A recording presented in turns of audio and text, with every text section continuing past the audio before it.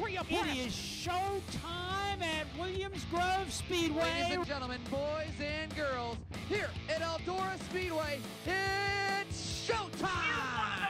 You got them for a rest. Often imitated, never duplicated. The greatest show on dirt, the world of outlaws. It's time to sit back, relax, and enjoy, because, ladies and gentlemen, it's showtime!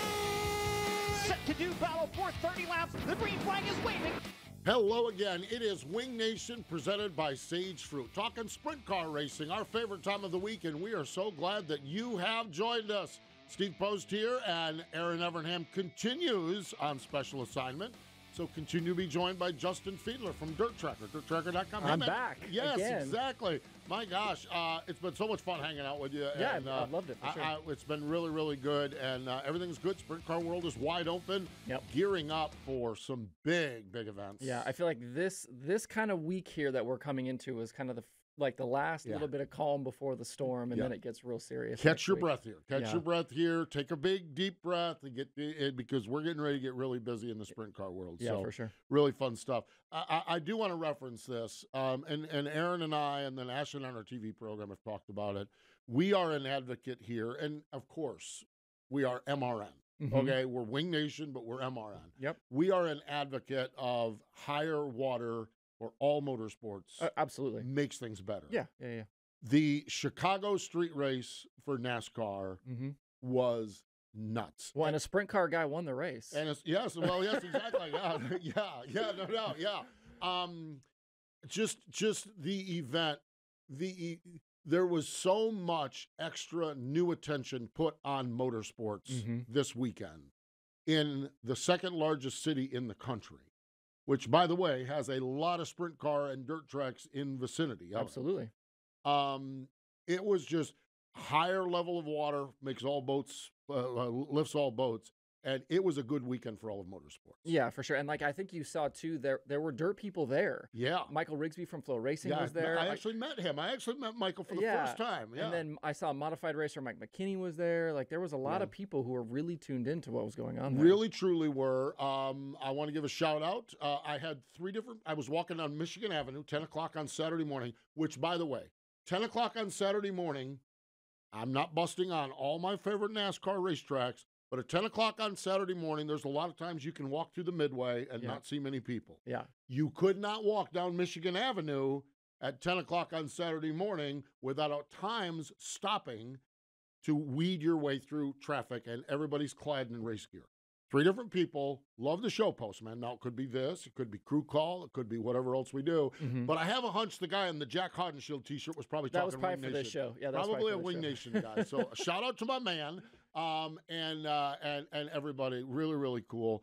I think the other thing is I continue. This is like the most obvious statement that I will make. And we did crew call. We produced crew call earlier today. That's where Todd Gordon and I talked to crew chiefs.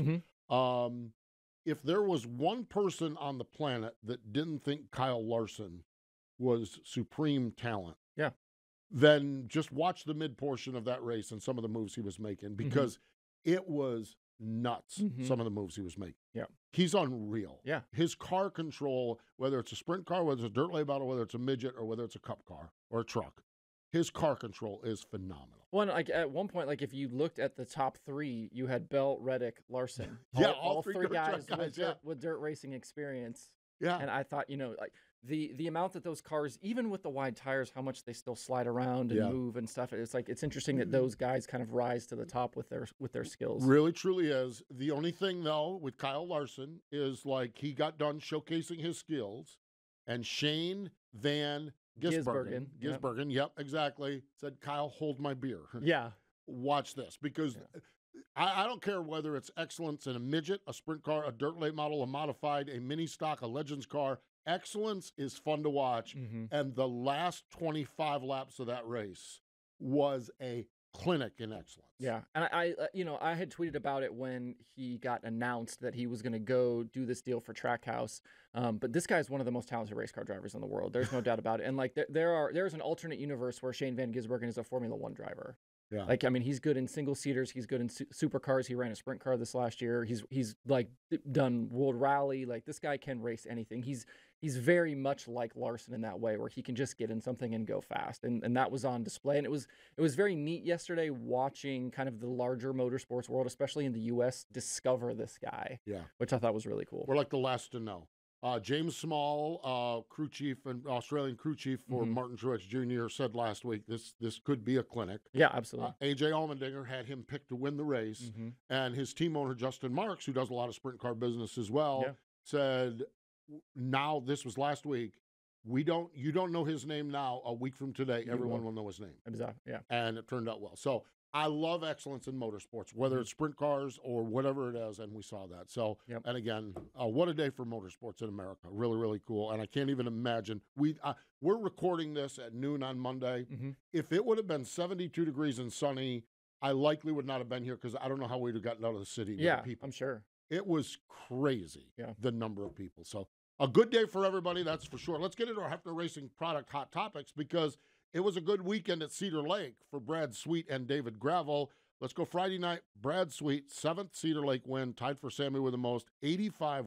We have these guys that are just climbing into these young guys. They're climbing into the top 10. Just took over 10th, and he's only one spot behind Darren Pittman as far as 9th goes. Brad Sweet, the big cat, he just seems right now to be picking them up and laying them down. I don't think he's as flashy as David Gravel is.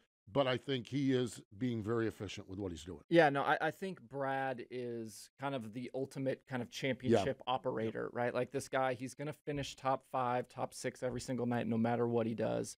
He's going to pick up a couple of wins. And honestly, it had been, over a month since he'd won a feature. But like going to a track like Cedar Lake where he's had so much success in the past, it wasn't surprising to see him pick up that win on Friday night. So we talk about his 7 wins. Going into Saturday night, David Gravel had 7 second-place finishes. Yeah. He was able to finally get the bridesmaid title off from him. His 8th win of the season, 84th career win. He's one behind. 84th career win. He's 11th on the list, tied.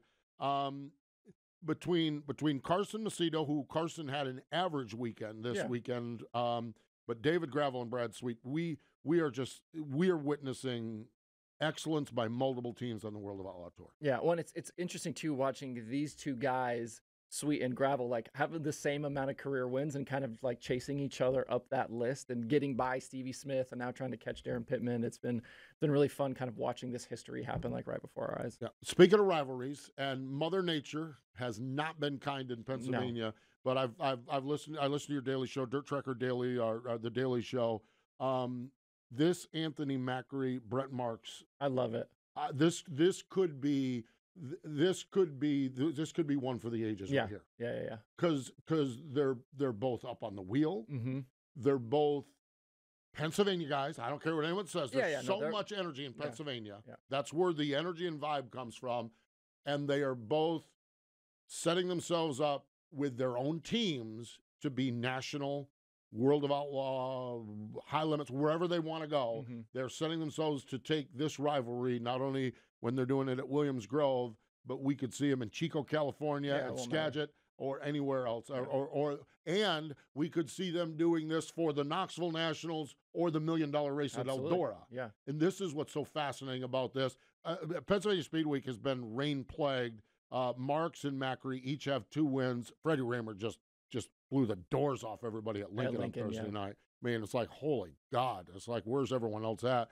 But the Marks-Macri rivalry, and there's no love lost between these two. They're not buddies traveling around the country in tandem. This is really good stuff, I think. Yeah, I like it a lot, too. A shout-out, to Williams Grove for the work that they did to get that show in on Friday. Friday night. They had delays and all that stuff, and they were still able to get that race in. But watching that feature, Marks was never able to get away from Macri. Yeah. And like you see that a lot where guys, you get into traffic or whatever, and one guy will be able to stretch away, but like he could just never shake the 39M. And I think it's an interesting kind of metaphor for those two and just kind of where we've seen them and that, they always just seem to find each other. Yeah. We've got some big shows coming up and they're both really good at Eldora. Yeah. This is just going to be fun to watch. And this is one of those that could be coming to a local stage near you, and the next night could be on a national stage near you. That's what's so cool about this thing. Finally, want to mention this, Lake Ozark Speedway, the POWRi 410 Bandit Sprint Car Series. We have had a phenomenal well, it depends on, I guess, who you are, silly season, Mm-hmm. a very active silly season Yeah. for sure. Shane Stewart ends up in Bernie's number 71. They decided to go shake it down, and they shaked it down and parked it on the front stretch. That's Yeah. pretty cool. Well, and I think what's interesting too is it's like you would think, Shane goes to Lake Ozark. It's a POWRi show. Maybe a lot of people weren't tuned into that one, but he was like taking slide jobs from Kerry Madsen. Like this was like a pretty serious field of cars. It wasn't like Shane just went and cherry picked a race. Yeah. Like it was a serious 410 sprint car race. Which Kerry, by the way, getting up to speed with his new ride Yeah, in he the was- silly season car exactly, with he the was in the Premier 55. 55. So Yeah. good stuff. We are going to talk to Shane Stewart. And we're going to talk to Brad Doty because we've talked a lot about Eldora next week, but we don't get to Eldora unless we go to Attica first. You gotta get the classic in. Exactly. So the Brad Doty Classic is coming up next week. We're going to talk to Brad Doty, and basically, I want to get his take on all these things we just talked about as well. Oh 'cause yeah, well he's a guy. analyst. He keeps up with everything. Yeah, he is such a great analyst. So there you have it. Our Hefner Racing product hot topics. HRP knows sprint car racing, therefore they know what works best for your team. No other accessory can match quality, performance, and design. Top trailer builders are using HRP accessories, and you can use it as well in your trailer or in your race shop. Get rid of the clutter. That's what it boils down to. Get rid of the clutter, and it's something for every sprint car fan. You can find out more at www.hrpracing.com. That's hrpracing.com. Shane Stewart joins us next. The Outlaws are headed back to the Pacific Northwest. Join us for 3 action-packed nights of racing August 31st, September 1st and 2nd at Skagit Speedway when the World of Outlaw NOS Energy Drink Sprint Cars return for the Sage Fruit Skagit Nationals. Kickoff for the Sage Fruit Skagit Nationals begins Wednesday, August 30th with a pre-race party, live band, Sage Fruit apple giveaways, and more. Then catch Donnie Schatz and the rest of the World of Outlaws as they take on Washington's best sprint car drivers Thursday, Friday, and Saturday nights. Details at SkagitSpeedway.com. The National Sprint Car Hall of Fame and Museum's newest exhibit will be our track tribute to Williams Grove Speedway inside the museum's main floor from April 3rd through October 2nd this year. You'll learn about the beginning of Williams Grove Speedway and the evolution of sprint car racing on the East Coast through 8 of the iconic big cars and sprint cars that made up the history of Mechanicsburg, Pennsylvania's Williams Grove Speedway. Plus, you'll see videos of historic National Open sprint car races and other racing events that put Williams Grove on the map.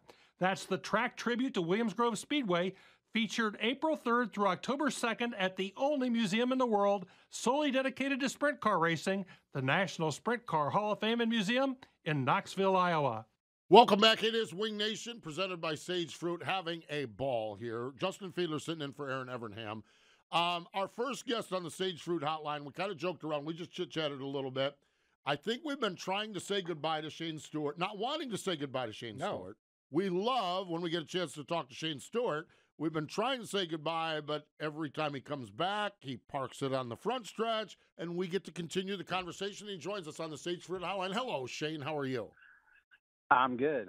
Thanks for having me back on your show, guys. I appreciate it. What did Saturday night feel like standing on the front stretch with a win? A little bit of a shock. So I can tell you after hot laps, of course I come in and Bernie's like, and he's got Rob Hart helping him too. So there's two good mechanics. Well, how's it feel? And I'm like, bro, listen, I have no idea. But one, I'm not in that great a shape anymore like I used to be. And two, you just, for being out of the seat for as long as I have, you forget how fast these darn cars are, man. They rip, right? And you just forget the speed. So after qualifying, I obviously felt a little bit more comfortable. And my heat race, I think I ran 8 laps and forgot to breathe, and I thought I was going to die. And then the feature things start coming back to me a little bit more. Obviously, we put ourselves in a decent spot, started in the front row with Kerry Madsen, and was able to get the jump there. And all the guys at Lake of the Ozarks were friendly to me and gave me a pretty smooth, somewhat slow racetrack where I could maintain my posture there against the fence, and we ended up getting the win, which was really exciting for all of us. It was good to have my family there. I know that was kind of a big win for Bernie and Betsy and their gang. And, considering all the drivers that's kind of been in and out of that seat this summer, I know Bernie was kind of getting burnt out with the whole thing. it's crazy what a little wind does for a team like that, and I was obviously thankful to be the pilot and in the seat. But where this all kind of started was, Bernie was obviously in between drivers, and I knew he wanted to run the million, and I wasn't sure if my schedule was even going to allow me to do it. I reached out to him and said, hey, look, if I can do it, I would like to run the million. And so we tried to put together a small little deal, and we were trying to figure out where I can make laps before I've got a 2-day race this coming weekend. Yeah. And so I couldn't do nothing this coming week, right? So I told him, I'm like, hey, look, let's try to put together something where I can make some laps this last weekend. So we talked about Knoxville, and we talked about maybe doing some PA Speed Week races, and I'm like, man, I don't know if I need to jump back into a car and go race Port Royal right off the bat. That probably doesn't make much sense. And so then we started looking at Knoxville, and Bernie's like, oh, it'll be like riding a bike. Like, Knoxville will be easy. I'm like, dude, no, it's not going to be that easy for me. And then the weather started looking bad at Knoxville, and Lake of the Ozarks got brought up, and that was a little bit closer to our house. Yeah, so we ended up running really well, and at least getting myself acclimated back to being behind the wheel, but it was a good win for all of us. Shane, you come back at Lake Ozark at, in a POWRi 410 race, and me and Steve were talking about this earlier, but this isn't like a throwaway field. You didn't just show up. Like, you're taking slide jobs from Kerry Madsen and having to really kind of defend this thing. But how did it feel that first time you saw that Vermeer 55 coming across your nose? Yeah, well, because I'd made a couple of bad laps, and I knew Kerry was coming. And it wasn't no surprise when he threw his slider on me. And like I said, I was pretty fortunate the way the track actually worked out for me. If there had been a top and a bottom and a middle and places where I could have probably picked my lines, I probably would have been totally winded.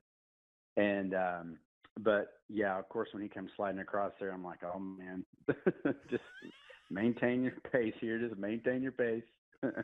But he actually ended up spinning out. I'm not sure what happened to him. One of the cautions came out, and I didn't see his number up there, and I'm like, oh man, hopefully I didn't screw him up. But yeah, it was a good, like you said, the POWRi 410 deal is actually pretty strong this year, and Kenny Brown and his gang have done a good job with that series, and every race that they've had pretty good cars. And I actually thought like Brian Brown and a couple other ones might show up since Knoxville got rained out, but yeah, I think it was a good test. Obviously, the caliber of teams and cars going for, going to be racing at Eldora is going to be a little bit different. But it was good to get laps again. I'm excited about being able to compete in such a historical race. It's just amazing what Tony and his guys have done at Eldora, and to put together the purses that he does, being a promoter and being on this side of it, man, like, I know there's going to be a lot of people there, but the amount of money he's paying out, of course, over those 4 or 5 nights is pretty amazing. So just happy that I'm going to be a small part of it. Really, really cool. That's for sure. We're talking with Shane Stewart here on the program on Wing Nation. The Bernie number 71. This is one of the we live in a world where it's like you've got to race to be good. Okay. Then there's the 69K in Pennsylvania where they don't have to race a lot to be good. And then even a little weirder than that is Bernie's. The car will sit for 3 weeks and they'll roll into some strange place and just roll. It's got to be nice knowing you're going into a car going into a race with a car that is perfectly capable of winning at Eldora. Yeah, no, absolutely. Honestly, guys, I wouldn't be going to Eldora if it wasn't for Bernie. The thing is Bernie's got the best of equipment. He's got Charlie Garrett engines, which you can't get those anymore. And those motors run so good. They have plenty of power. They throttle well.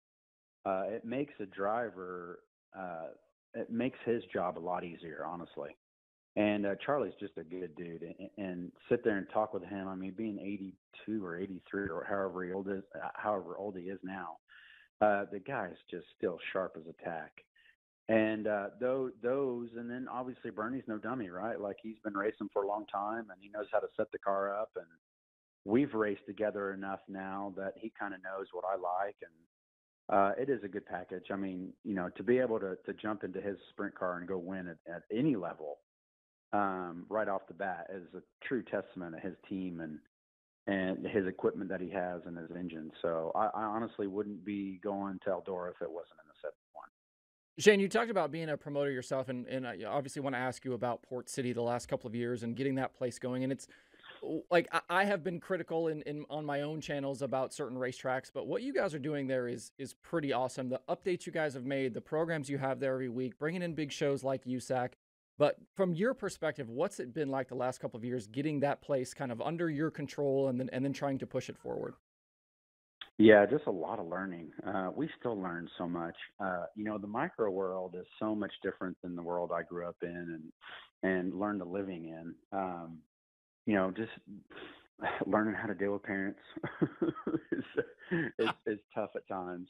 And but you know, there was some things when I bought the racetrack that I wanted to improve on, and we've been able to do that. And you know, we're able to do that because the place does make money on a weekly basis. Now, one thing that we're starting to find out is how things play such a vital role in the weekly program of, I feel like, of any racetrack across the country. It's the economy. Mm-hmm. You know, now that things are getting so expensive, when one of our local guys crashes, he doesn't come back the next week. It takes him 2 or 3 weeks to get his bank built back up and go buy parts from the micro people and put his car back together. So then it plays into our part of how do you start policing the rough driving, and then it turns into judgment calls. So then you always have one happy guy, one mad guy. That part of it's been tough to learn. You know, in our world, you get spun out. So, you know, sorry for your luck. You know, you go dead on the track, you go in the back. Well, in our world, you get spun out by somebody, that guy goes to the back as well. And at least at our track. And so that part of it's been tough to learn, and knowing when to make the right call and when not to. And then, you know, we're fortunate to have one of the premier micro tracks in the country, and people like Keith Coons and Talon Turner, they want to come and have big races at our track, and that makes us feel really good. But, you know, there's still some things that I want to improve on. Our lighting, I want to make a little bit nicer. And but, you know, right now we're kind of in a little bit of a pattern to where we're just maintaining things. And but man, owning racetracks, a lot of work. There's always something to fix, always something to work on. And you know, even our little track, we're there almost every day throughout the week trying to get things prepared for the next coming race. And you know, I'm not telling promoters out there anything that they don't know, but outside looking in, when you come and race and then you pack your stuff up and you go down the road, you just don't realize how much work's involved in maintaining and trying to have a really nice facility. It really, truly is. It is full-time work plus some, that's for sure. And sometimes for minimum, or from some kind for minimum reward. And we have lost Shane Stewart, which is fine, actually. We were getting ready to say goodbye. Oh, that was the last question, the last answer as well. But, man, I'll tell you what, Justin, what an addition to the million in Bernie's number 71. Oh yeah, he's an incredible racer and a guy who's had success at Eldora before. You know, you would not be surprised if he was able to jump up in there and compete. You know, obviously Bernie's got good stuff. We've seen, you know, Bernie's cars win races all kind of places. So, you know, it wouldn't be surprising to see him up there. Going to be fun, that's for sure. We do appreciate Shane Stewart for joining us. We need to step away. When we come back, Brad Doty is next on the show. The Outlaws are headed back to the Pacific Northwest. Join us for 3 action-packed nights of racing August 31st, September 1st and 2nd at Skagit Speedway when the World of Outlaw NOS Energy Drink Sprint Cars return for the Sage Fruit Skagit Nationals.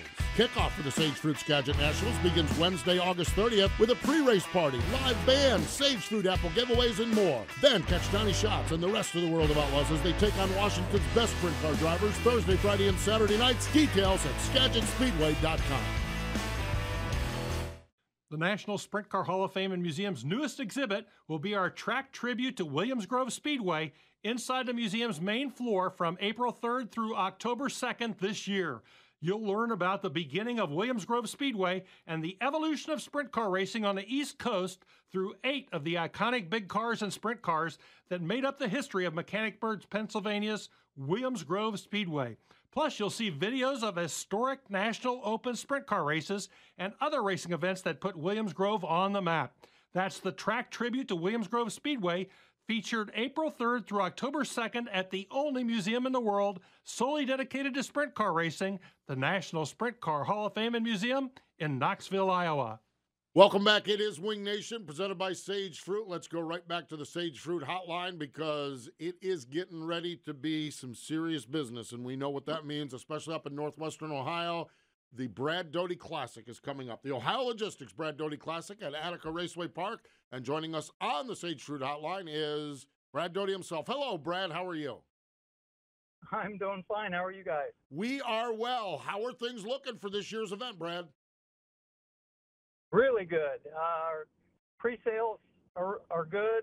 We're almost sold out of reserved seats, and sponsors are all lined up, and we just finished the design of the event shirt and have it being shipped. So yeah, things are looking good.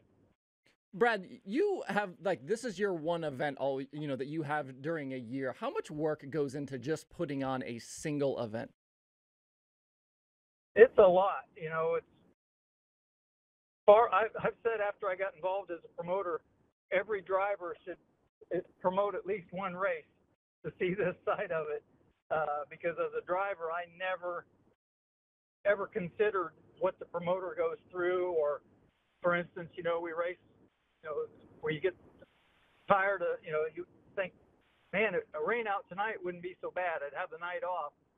But you don't think about all the money that the promoter has spent in advertising and, leading up to the event. And when it rains out, not only what it maybe cost them in revenue, but what it cost them in advertising. And if they open the gates, you got to pay employees, and it just really adds up. So that side of it, it is something that really opened my eyes to when I became a promoter. Yeah, we just had Shane Stewart on, and he was talking about the similar stuff with him, what he's doing down at Port City. Now, Brad, one of the things that I just totally respect and love that you have is some of these long-standing partnerships. Ohio Logistics, it seems like they've been with you forever. Attica Raceway Park, I know they've been a partner with you. How important is it to have those foundational pieces in place that help you put together this big show? It's really, really important. Ohio Logistics and Racing Optics, Ohio Logistics, the title sponsor, and presented by Racing Optics, they've been with us for 16 years. And, we've got CK Mechanical, Guild Construction. Callie's been with us for a long time. We just added a DAC Pet Products line. So it really goes a long way. I mean, we at Attica pay the same purse and the same sanctioning fee as, say, a place like Knoxville or Eldora that seats, 20,000 people. We seat maybe 4,000 to 5,000. So our sponsors are very, very important, go a long way in helping make the event successful and help with advertising and getting the word out and that kind of thing. So it's critical. I mean, it's, the race has grown into a big event. We've been fortunate to get pretty good crowds and good car counts, but still it takes, a lot of people to be involved to make it successful. Brad, one of the things that I love about your event is how much the guys want to win that race. And from where you sit, how much does it mean to you to kind of get that from those guys? And, we've seen guys get emotional winning that race, but how does that feel for you, that guys really want to win your event? Justin, it's big. I mean, and there have been people ask on social media, what's the big deal? It's basically a World of Outlaws race and that kind of thing. And it's got some history to it, but as you said, I mean, some of the drivers that have shown emotion that I wasn't expecting, it kind of opened my eyes to, what it means to some of these guys that have known me for a long time, or, maybe I raced with, and although there's getting fewer and fewer of the guys I raced with still at it, but it's that really made it hit home for me of what it means to some of these guys. Brad Doty, our guest here on Wing Nation, and Brad, we'll get to the tickets. We'll give all that details at the end. But you're also one of the top analysts in the sport of sprint car racing. Brad Sweet, David Gravel, Carson Macedo. What's your take on what you're seeing with the top tier of the World of Outlaws this year?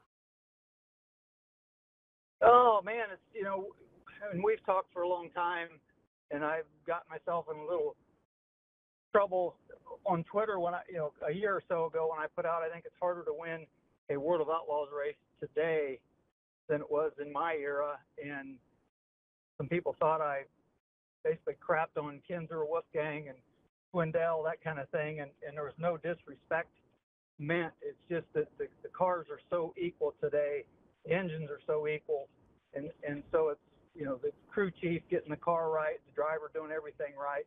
And what those guys are doing, and night in and night out, to me, it's really impressive. And I try to be optimistic. I think the sport's in a good place, especially for big events. And the World of Outlaws, still drawing massive crowds, and that's always a good sign. Brad, you are a guy, obviously, you have a great Twitter account. You're locked in all the time, and I know you watch a ton of racing. Who's a name right now that you've been impressed with this year? Somebody that has caught your eye, maybe in Pennsylvania, maybe in California, maybe a young guy out with a tour, but somebody that you kind of take a look at and you're like, man, that guy's really impressed me this year.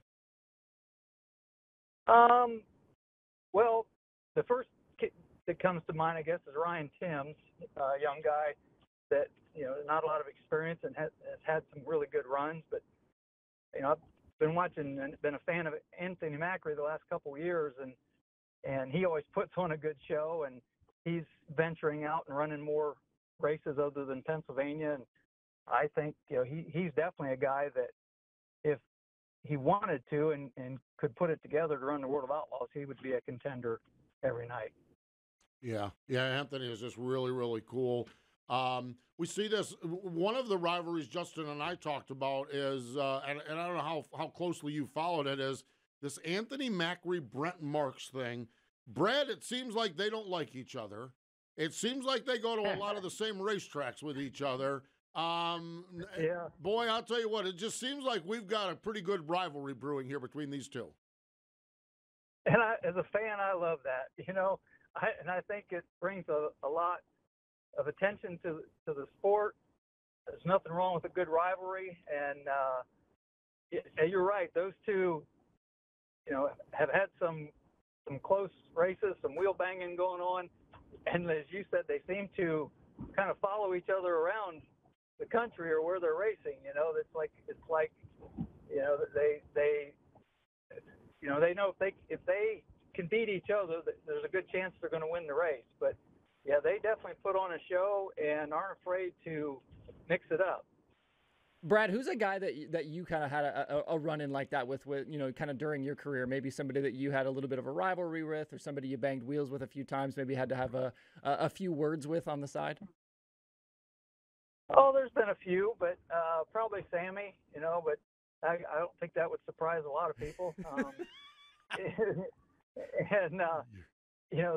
Sammy and I've had a couple issues at times, but that's, I guess, the first one that comes to mind. But nothing that really lasted, I guess.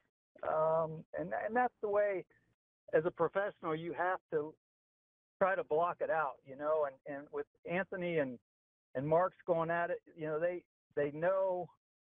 I think they push it to the limit, and hopefully, know where that limit is or where the line is, and don't go over it. But as a professional, when you make your living at it, you can't let your emotions, get the best of you and take yourself out and not get a paycheck. Brad, we live in such a fascinating time, and you're such a student of the sport. It used to be we had to wait for Speed Sport News on Thursday, Friday, or Saturday to get the results, or maybe a phone call from a buddy in Pennsylvania or a phone call from someone in California to find out. we literally, it seems like, can sit down every night of the week and watch sprint car racing. Just and we've debated. Justin on his podcast has done so much about the pay-per-view models and how they work. But as a guy that just loves sprint car racing, Brad, what's this like? You being able to watch all of this action all the time? Well, see, this is where I'm really torn, and you mentioned me being an analyst, and unfortunately, I haven't had much work lately. But I've had producers, tell me, something happened on the racetrack, Brad, you got to make a stand, and choose a side, and sometimes you can't because the driver in me sees things, the promoter sees it another way, and the fan in me sees it another way. So the pay-per-view, as a fan, I love it. Obviously, I can sit home, watch the races that I wouldn't be going to, and couldn't get to regardless. And I get to see racetracks that I might not get to see. But as a promoter, it does worry me. And the tracks, especially the weekly stuff, I think the big events might be okay, but I'm still not convinced that if it's a 100-degree day and there's, especially the elderly people that have a subscription and can sit home in their air-conditioned house and watch the race, I'm still not convinced that they won't stay home. Or if it's raining everywhere but at the racetrack and people have a choice to drive 4 or 5 hours and spend gas money or have to get a motel or whatever it might be, that they're not going to stay home if the weather's iffy. I still think there's a lot of that going on. And like I said, we've been fortunate to have good crowds, but last year was the first year we haven't had a threat of weather. Some years it's rained all around us. Yeah. And, it does make me wonder, even like I said, when we have a good crowd, if there are people staying home. Fair point. Fair point, that's for sure. Brad, I want to ask you something I feel like you don't get enough credit for in your career is how amazing your hair was. How did you get out of a race car in your younger days? And your hair looked amazing in Victory Lane. Tell me, what was the process that you went through to keep that hair looking nice? Man, I've been asked a lot of questions over the years, but that's a first. I wish I had some of that hair back. It was just so thick, I guess. I don't know. I see guys today the same thing. They get out of the race car after 40 laps and their hair's in good shape. So I don't know. Just lucky, I guess. Good hair back in those days. Put it that way. I respect that question greatly. As a guy that's got a full head of hair, Justin, I love that question. Man. Yeah, I love that question. That's good, man. That's good journalism. If my hair was still as thick as yours, Steve, I'd probably still have long hair. But it doesn't work in my situation. That's it, exactly. Go with the flow if you've got it. That's for sure. Brad, tickets, details. What does everyone need to know so they can join you next Tuesday night? Well, they go to AtticaRacewayPark.com and just click on the banner at the top of our race. It'll take you to how you can purchase tickets, or you can go to worldofoutlaws.com, look at their schedule, scroll down and find July 11th, Attica Raceway Park, and just click on buy tickets. And I want to make it clear that our reserve ticket is only $2 more than a general admission. Now, there's a small service fee that, of course, we don't keep any of that. But for that small service fee and a $2, you get a reserve seat, you're guaranteed when you get there, you're going to have a seat no matter what time. You don't have to arrive early. You don't have to stand in line at the ticket office. So, like I said, they're getting low in reserve seats, but that's how they can do it. And we've got plenty of general admission for those that can't get a reserve seat to show up, and we got a great grandstand on the pit area side. So anybody who buys a pit pass when the races start, they can go up in the grandstands, and so hopefully we have a full house. I am sure you will. That is for sure. It's the 35th annual Ohio Logistics Brad Doty Classic next Tuesday night. Brad, what a thrill to chat with you. We always appreciate it. Thanks for the time. Hey, thank you guys. I'm gonna go. I'm gonna look in the mirror. I'm gonna comb my hair here in a little bit. I'm getting ready to do mine just to make sure I'm gonna make sure mine's still in good shape as well, in pristine shape as well. Thanks again, Brad. All right, thanks, guys. Brad Doty joining us here on the Sage Fruit Hotline. Stay with us, more in just a moment. The Outlaws are headed back to the Pacific Northwest. Join us for 3 action-packed nights of racing August 31st, September 1st, and 2nd at Skagit Speedway when the World of Outlaw NOS Energy Drink Sprint Cars return for the Sage Fruit Skagit Nationals. Kickoff for the Sage Fruit Skagit Nationals begins Wednesday, August 30th with a pre-race party, live band, Sage Fruit apple giveaways, and more. Then catch Donnie Schatz and the rest of the World of Outlaws as they take on Washington's best sprint car drivers Thursday, Friday, and Saturday nights. Details at SkagitSpeedway.com. Wing Nation rolling along. Always great to catch up with Brad Doty. Man, what a show. Brad Doty and Shane Stewart. Yeah, man, good show. Two good guys. Yeah. Two really good guys. I was excited for this one. Yeah, really, really good stuff, that's for sure. National Sprint Car Hall of Fame and Museum, Tuesday, the July 4th. This show, we're recording it on Monday, so airs on Tuesday. Glenn Nibel, Johnny Parsons Jr. Later this week, Don Mack. Later this week would have been Jason Johnson's birthday. Al, Cotton Farmer, Jack Hewitt has a birthday coming up on Saturday. So Jack Hewitt on Saturday. They have their Corvette raffle coming up. It's the 70th annual anniversary edition of a Z06 Corvette with a Z07 performance package plus $25,000. You can just go to their website, Sprint Car HOF, or winaz06corvette.com. Wait, you get a Corvette and 25 grand? 25 grand, yeah, and 25 grand. Yeah. Ooh. Man, oh man. I might have to get in on that. Yeah, exactly. That'll get you some gas money. It would get you some gas money for that Corvette. So really, really cool. Also think about become a member of the National Sprint Car Hall of Fame. They're a great, great organization. You kind of alluded to this at the top. It's a little bit of the calm before the storm. They're still racing this week. There's still though. a lot of racing, and when you're the All-Stars, there's a couple of big checks to be had. Friday night, Ransomville, 15 grand to win. Saturday, Sharon, the Lou Blaney Memorial, 10 grand to win. That's another one. The Lou Blaney Memorial is kind of growing into this Brad Doty thing out of respect for the Blaney family. Yeah, for sure. I actually, after Huset's, I put out a tweet about, what are some tracks that you think are doing things really good right now? And a lot of people brought up Sharon. Really? And like the work they've done there to keep that place going and to build their program up there. So, if that's a track you haven't checked out, that's definitely one I think people should try. Yeah, I just one night was flipping around on Dirt Vision and literally Sharon, the cars were rolling around the track and just sat and watched an A-Main. Yeah. And it was spectacular. Yeah, they always great racing there. Yeah, really, really good. So good stuff up there. So the All-Stars, Selinsgrove, now they had the Opperman Boger Heinzelman Classic was supposed to be Sunday of Pennsylvania Speedway. Got rained out, but they just said, boom. They're going to run it back. They're going to run it back next Sunday. So 10 grand to win up in Pennsylvania on Sunday. Beyond that, it's a regular weekend with Williams Grove, Lincoln, and Port up there. And out on the West Coast, Petaluma, a salute to Balin's Raceway Park. King of the West Series is back in action. So really, really fun weekend coming up. And then once we hit a week from today, next week with the Brad Doty Classic, and then it's on. So great, great stuff. Everything good with DirtTracker.com? Yeah, everything's going great. Put a shout actually before I came here. Talked a little late model stuff. I've got some fun sprint car things coming up. So stay tuned for some of that stuff. Good deal. Newsletter now? What did I see? You're adding? Adding. I don't have enough going on, so I figured I would add a little bit more to this. But if people want to sign up, get some cool stuff in your email, DirtTracker.com/newsletter.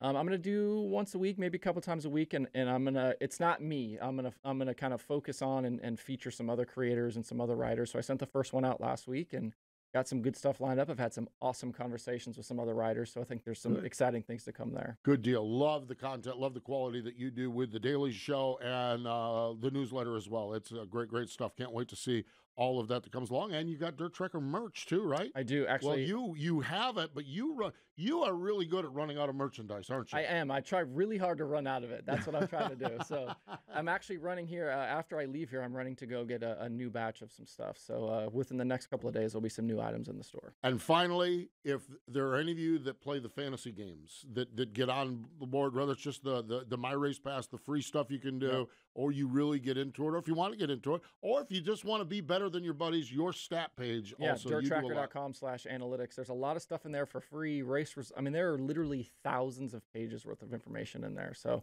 You can get into sprint cars, late models, midgets, all kind of stuff in there. There's great information to find. Always great, that's for sure. Always great to hang out. I think Aaron is back off a special assignment now. Okay, so good. I think you'll I'm have sure a your week audience will be thrilled to see a much better looking face. No. I think we'll have. I think you'll have a week or two off here from Wing Nation. But we do appreciate you filling in and jumping in with us. And again, love and respect the work so much you do. Really appreciate it. Yeah, it's been great hanging out. Justin Fiedler with DirtTracker.com. We appreciate Justin joining us. Coming up this weekend on our television show, Justin Sanders from out on the West Coast. Nice. It'll be great catching up with Justin Sanders. Joins us. That's Wednesday night on Rev and Friday afternoon on MAV TV. We really appreciate Shane Stewart and Brad Doty for joining us. More important than all of that, though, thank you for joining us this time here on Wing Nation.